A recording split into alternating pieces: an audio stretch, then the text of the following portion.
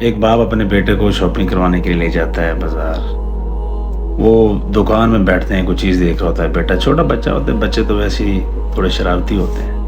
وہ اڑتا ہے, سلپ ہوتا ہے تو وہ گرتا ہے بینچ کے ساتھ, اس کی یہ آنکھ لگ جاتی ہے, یہاں پہ کافی سارے چوٹ آ جاتے ہیں, یہ پڑ جاتا ہے.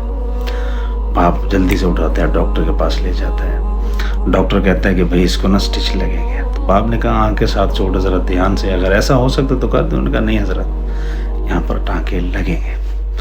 تو انہوں نے کہا ٹھیک ہے لگائیں. تو باپ وہیں کھڑا تھا. ڈاکٹر نے کہا کہ حضرت آپ نا باہر چلے جائیں. تو باپ نے کہا بھائی میں اس کا باپ ہوں, میرا بیٹا ہے.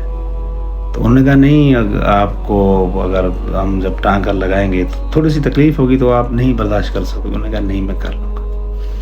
بچے کو انجیکشن لگایا. جب بچے کو وہ ٹانکا لگانے لگے نا, تو بچے نے اپنے باپ کا ہاتھ پکڑ لیا.